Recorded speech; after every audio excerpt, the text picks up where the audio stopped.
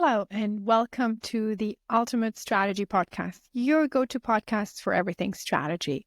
Each week, we'll share a new episode covering a wide range of topics designed to help your business grow smarter by making strategy both approachable and actionable. I am Miriam, Strategy Execution Director at Cascade. Before we dive in, let me thank our sponsor today, Cascade. Cascade is the #1 strategy execution platform. Cascade helps turn visions into reality by working as the strategic brain of your organization. Thousands of top organizations use Cascade to plan, execute, and track their strategies in one place, improving efficiency and speeding up decision-making. By successfully executing their strategies, Cascade customers are making a difference. From deploying life-saving vaccines to engineering the fastest Formula One car. If you want to get your team moving toward your vision in one central platform, check out Cascade at www.cascade.app. We'll leave the link in the episode notes for you. So now let's get started. So today's topic will dive a little bit deeper into how Lululemon actually beat Adidas and Nike, the big brands, by creating a new category. This is a topic that is really close to my heart and I'm very excited to talk about since I've been working for many years at Adidas myself, and Lululemon was obviously always one of our competitors, and we've been doing so many analysis and research about it, and I'm excited to share a little bit more about this today. Lululemon was actually founded in 1998 in Vancouver, and they carved out that really unique space in the athletic apparel industry, which you could call today the athleisure movement or the athleisure category in general. And by that, they really beat Adidas and Nike. So how did they do that? This is going to be the question that we want to answer today. But before we dive into that, I thought it would be fun to share a couple of fun facts with you first, especially since this is something you either might have asked yourself before, or it's something that really stands out for Lululemon and actually is one of the reasons why they are so famous today. So the first fun fact that I want to share with you is that the name Lululemon, I don't know if you've ever wondered what Lululemon means. I certainly did. But the reality is it doesn't mean anything. Founder Chip Wilson actually thought the more L's a word has, the harder it is to pronounce for Japanese customers. And that makes it a Western appeal and makes it something that Japanese customers are aspiring to have. So that's why Lululemon is called Lululemon. Next is, I find that very interesting and also very inspiring for every organization. Lululemon is actually obsessed with vision and goal setting, especially for their employees. So their employees are encouraged to set 10-year goals for their personal and professional lives. So they're sometimes even setting those up at the walls behind their desks. So it quite nicely aligns with the culture as well, that is all about self-growth and overall aligns with that larger wellness philosophy that they are transporting. The next one, I really like that as well. And again, a very something that you might know and have experienced yourself when you went to a Lululemon store. They call their employees not sales associates like most other companies might do, but they actually refer to them as educators.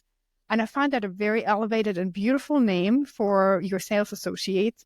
And it also shows that this is what they want them to be. They want them to help customers truly understand the product, but also more importantly, the brand philosophy. So it gives a whole different feel and experience to the your entire shopping trip. But now, after these short fun facts, let's dive in and unpack the top 5 points that make this brand the brand it is today and how they actually conquered and carved out that whole category for themselves. So first and foremost, they get the product right.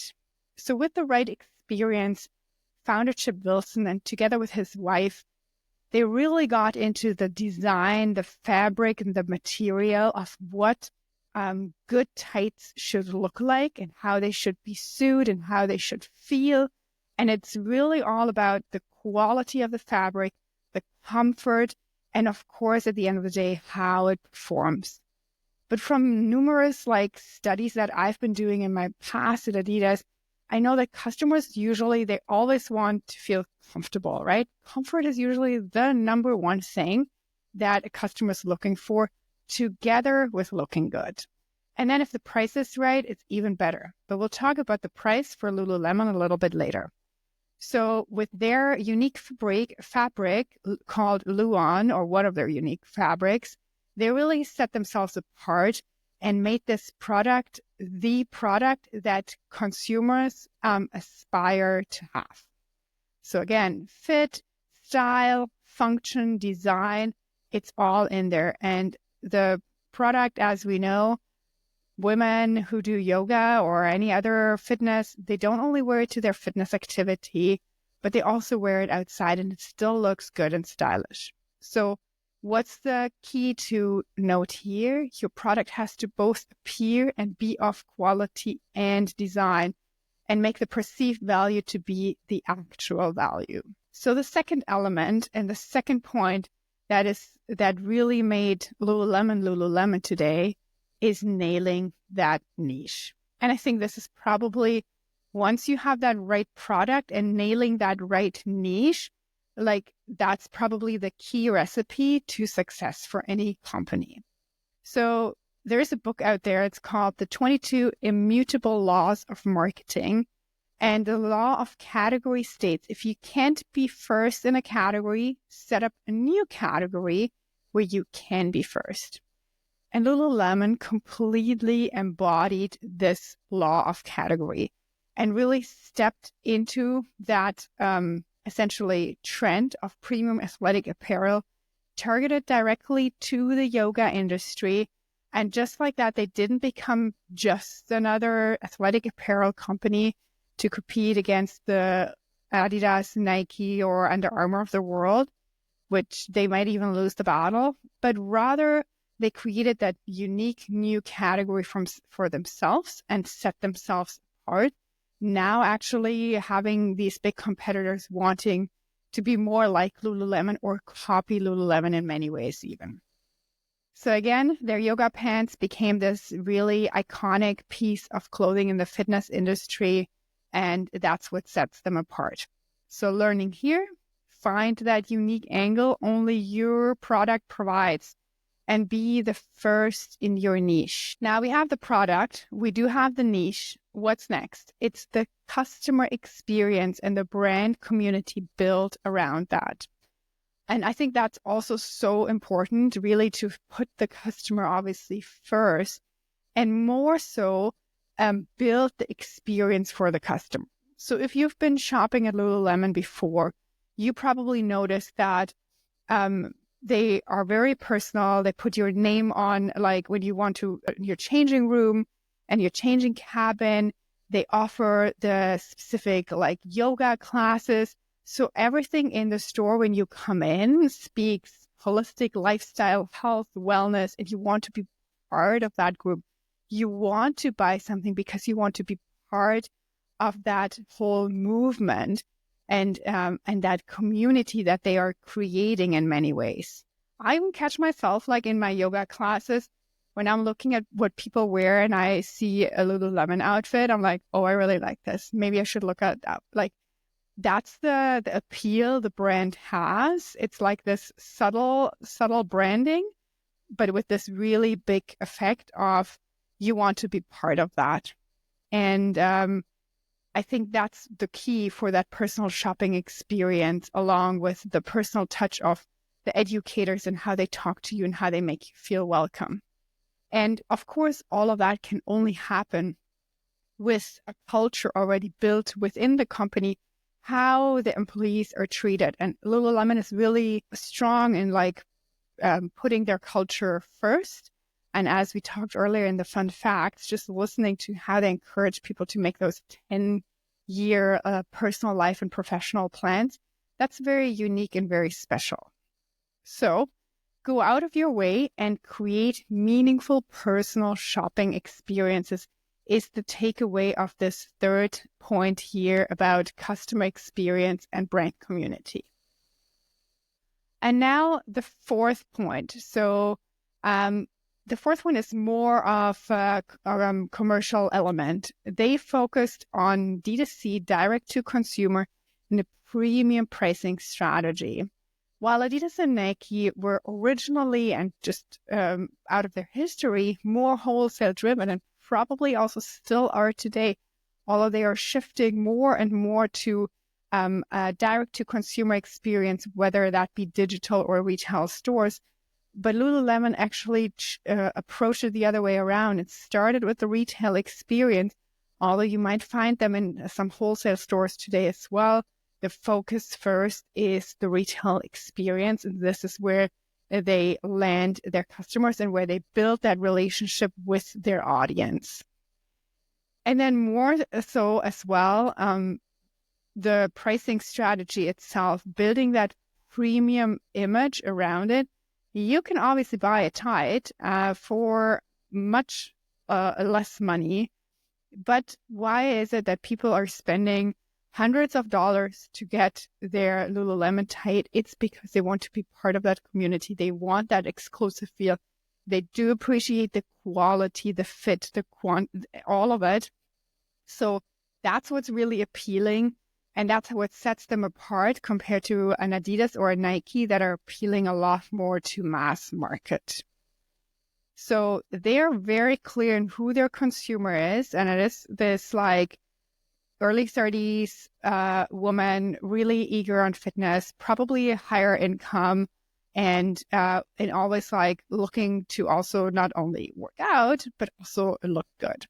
So again, the learning here, know your customer and cater to that experience better than anybody else. And the next one and the last one is the cultural shift towards wellness in general, and how Lululemon jumped on that broader cultural shift, essentially, where the entire society has been moving more towards self-care, mindfulness, putting that top of mind for everybody, and embodying that lifestyle. So Lululemon built that lifestyle brand based on a movement that was naturally happening and capitalized on it, which is a really, really smart way to ultimately utilize the trends of the world in many ways and make it there something that you want to be part of.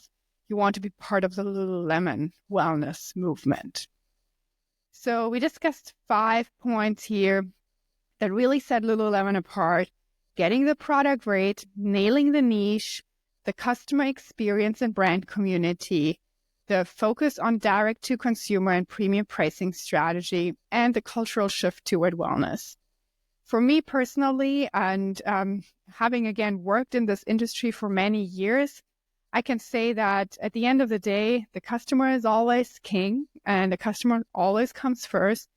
And your product niche also always wins. If you get your product right, you don't need a lot of marketing around it because the product is so amazing. And lastly, culture and community first. Building that experience, not only for your employees, but also for your customers, is the key to win over customers, build the community, and win in the long term. So that wraps up today's episode on Lululemon and how they carved out their own category and with that beat Adidas and Nike. And of course, I hope you found it insightful and it helps you on your journey to better strategy execution. Make sure to tune in next week when we'll be talking about another exciting topic. And it's going to be a great episode filled with practical tips that you don't want to miss. And in the meantime, don't forget to subscribe to the Ultimate Strategy podcast on your favorite platform so you never miss an episode. Also, check out the links to the resources mentioned today in the episode's description. And of course, big thank you to our sponsor, Cascade, for making this podcast possible. Thanks for listening, and remember, Great strategies are only as good as their execution. So take action, make it happen, and see the results. See you in the next episode for your weekly dose of strategy.